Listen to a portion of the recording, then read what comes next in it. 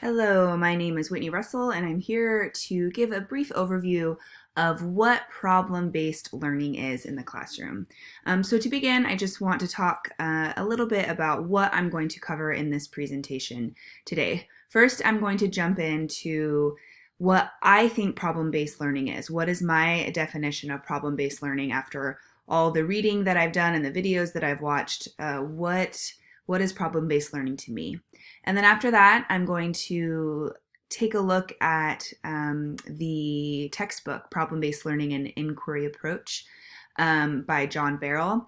And I'm going to go into a few different questions posed that are answered throughout his book. And then third, I'm going to discuss kind of the main differences between problem-based learning versus project-based learning. And then I'm going to wrap it all up with how we as teachers can turn student inquiry into a unit in the classroom.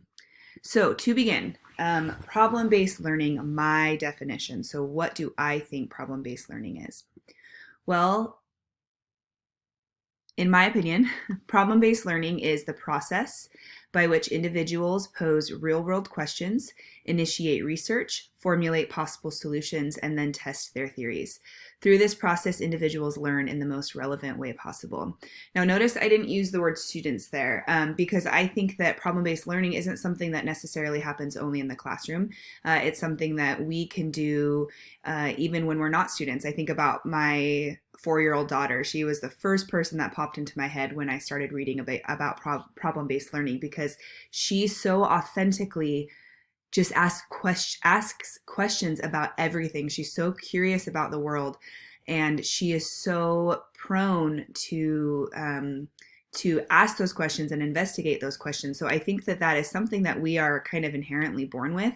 And then as we get into today's education, it's kind of squashed because we are taught to learn in a different way. So I do think that it's an individual way of learning that we are born with, that we look at the world around us, we ask questions, we start to try to answer those questions, we come up with solutions to whatever problems we may come across, and then we test those out, and through that the learning is relevant, and because it's relevant, we retain it so much better. I really liked this image that we came across in the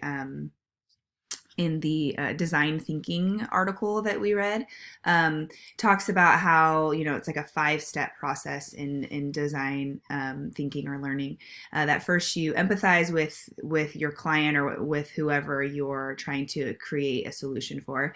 Then you define what the problem is. You come up with ideas to address that problem. Then you come up with solutions or prototypes to that problem, and then you test them out. And that's something that we can do in our day-to-day life as well. So going into part number 2, I'm going to jump into the actual text book that we've been reading. We read the first 3 chapters, and I'm going to investigate 3 different questions that were posed to us and that were answered by John Barrell's book. So question number 1, what is inquiry education as defined by John Barrell? He says that problem-based learning can be defined as an inquiry process. Again, that word process I think is so key. I had the same verb in my definition. So he thinks it's an inquiry process that resolves questions, curiosities, doubts, and uncertainties about complex phenomena in life, not in the classroom, in life. A problem is any doubt, difficulty, or uncertainty that invites or needs some kind of resolution. Student inquiry is very much an integral part of problem-based learning and problem resolution. So kind of a similar definition, but it's this idea of questioning things. It's a process. It's based on that inherent curiosity that we are born with. And then we investigate those problems. We come up with possible solutions. And we as students, as individuals, as learners of life, are the ones that are involved in this whole process.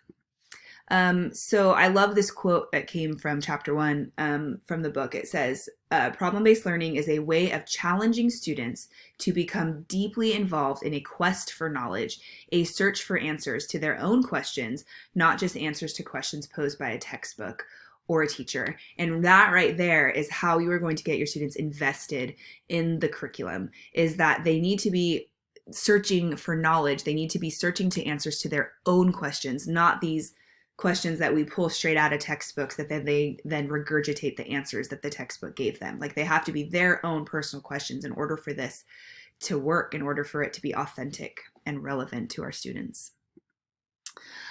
So question number 2 from Barrel's book that I wanted to talk a little bit about. He, on page 12 of the textbook, he gives this long list of behaviors, beliefs, or skills that students need to have in order to be successful in this type of model of learning, this problem-based learning. So I picked the 4 that I thought were the most important.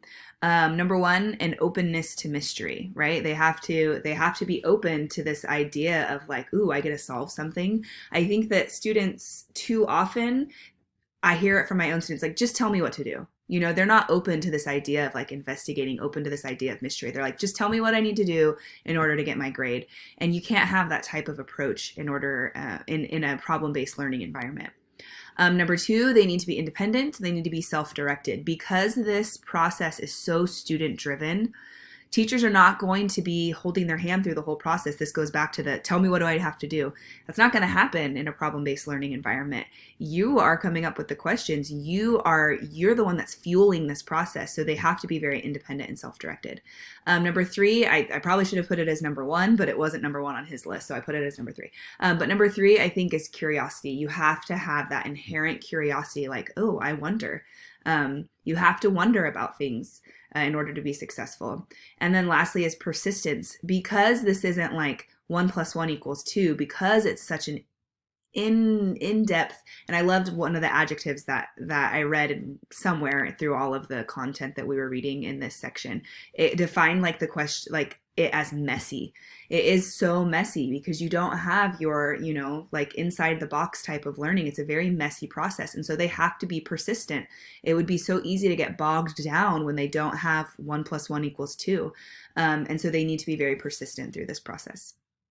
The third and last question that I wanted to investigate through John Barrel's textbook is, what are different ways that students can self-assess? Because again, that's such an important part of this problem-based learning process, is that students need to assess themselves.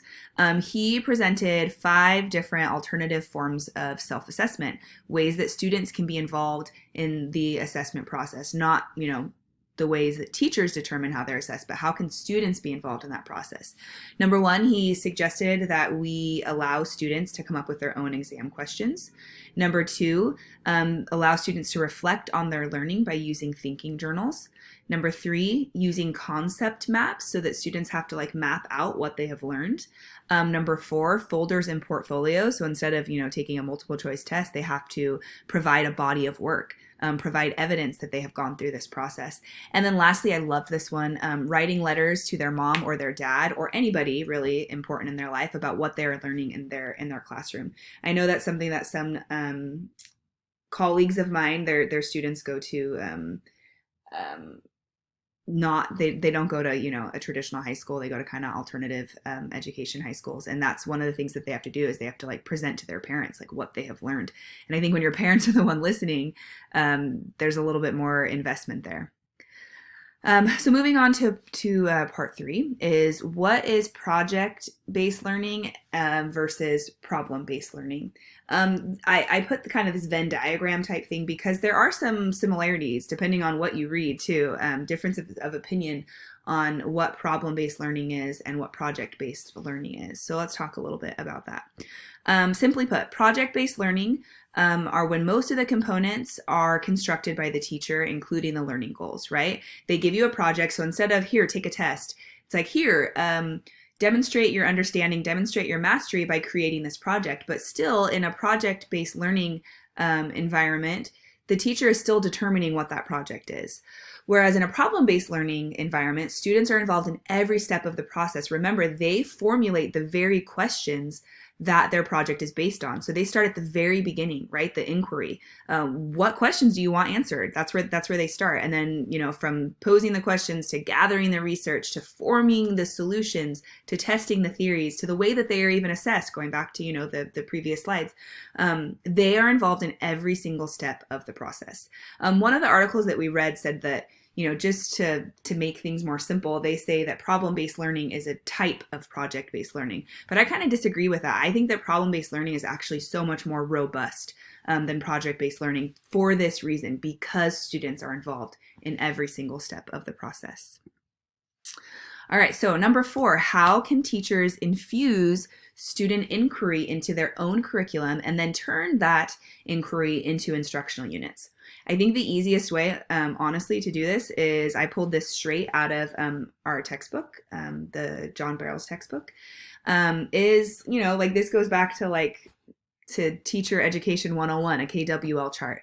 Have students identify what they know and then ask them, what do they want to find out? So that's kind of the key. Like, what do you want to know? Those are their questions. Like, well, what are, how do you do this? What's the solution to this? Like, that is where teachers can give them this KWL chart. And from that, what do you want to know? You can ooh, that's a great question. Let's form a unit based on that question, So this is such a simple way to do it.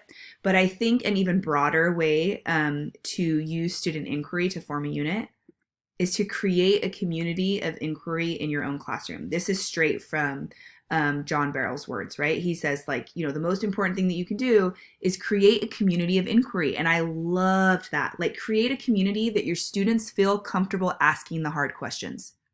I think, genuinely, I think that's the best way to use student inquiry to guide my practice as a teacher. What do students want to know? I'm very lucky that I teach AVID, and so I have it's just the sky's the limit on what I want to teach. There's so much flexibility there, and my students come to me all the time with questions, and I honestly use well, what do you guys want to learn as the formation of what are we going to do on Friday?